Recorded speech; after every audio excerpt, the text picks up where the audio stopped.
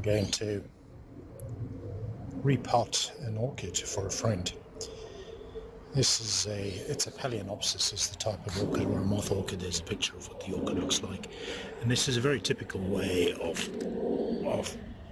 selling them. They're sold in this spongiform moss in a vase that looks very pretty, but as you'll see, it has no drainage underneath.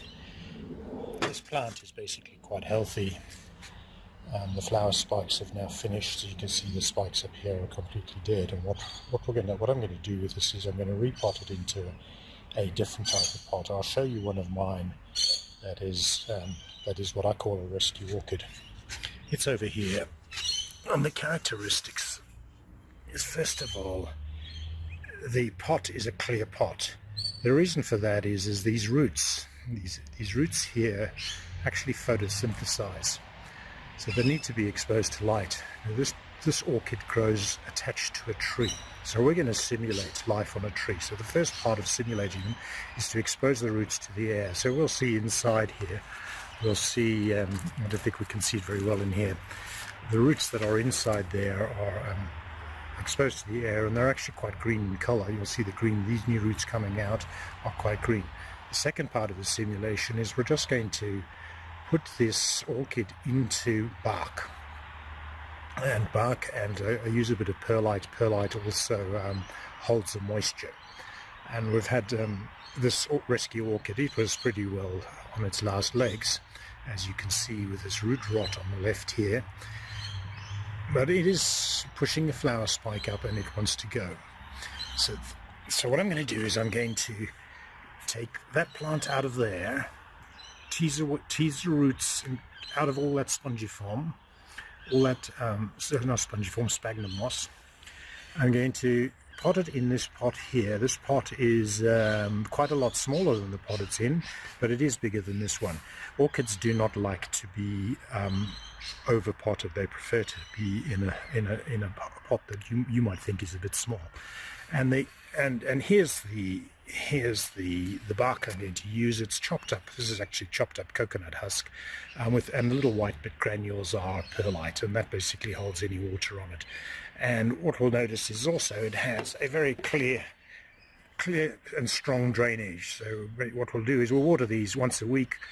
We'll just put them on the kitchen sink, pour water until it runs through the bottom, and then let it just sit for a week. So that's the process.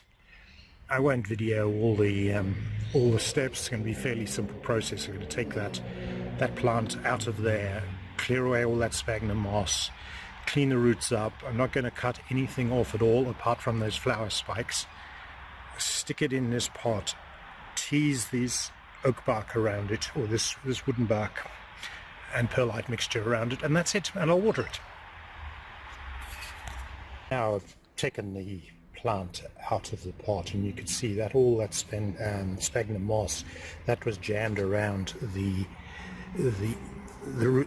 root plant. So all these roots, you can see the roots here are this is how the thing was growing originally. So it's still got the sphagnum moss. It's growing in sphagnum moss rather than bark, and the roots are actually reasonably green.